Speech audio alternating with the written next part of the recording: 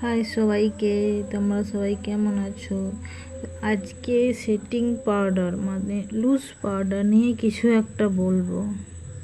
আচ্ছা, তো loose powder আমি এটা সেলফ মেকআপের জন্য বলছি। হ্যাঁ, যারা সেলফ মেকআপ করবে অনেকেই বুঝতে পারে না, অনেকেই বলে লুজ পাউডার না ইউজ করলে কী হবে, এমনি এমনি করে নেব। কিন্তু না, তোমরা যারা নিজেরা করছো সেলফ মেকআপ, হ্যাঁ, যারা যেতে পাও না সাইজ দিয়ে কোনো মেকআপ আর্টিস্টের কাছে, তারা নিজেরা করো, তাহলে এটার কাজ হবে তোমাদের। মানে মেকআপের পর এই টেক্সচারটা দেখছো খুব ফাইন।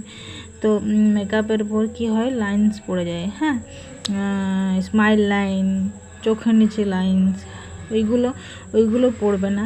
প্লাস তোমার মেকআপটাকে খুব ভালোভাবে সেট করে দেবে, অনেকক্ষণ স্টে করবে, খুব ভালোভাবে তোমরা ক্যারি করতে পারবে।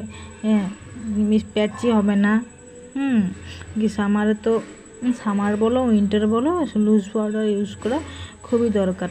তো তোমরা সেলফ মেকআপের জন্য প্লিজ তোমরা একটু যারা বিয়ে বাড়িতে যাবে, কোনো অনুষ্ঠানে যাবে, যারা নিজেরা সেলফ মেকআপ করো, প্লিজ একটু কিনে নেবে। হ্যাঁ, লুজ পাউডার না ইউজ করলে কিন্তু মেকআপটা খুবই কেমনই লাগবে দেখতে। তো আমার টিপস যদি ভালো লেগে থাকে, তোমরা প্লিজ আমার পেজটা ফলো করে দিও, লাইক করে দিও। Thank you so much. Tata, bye by.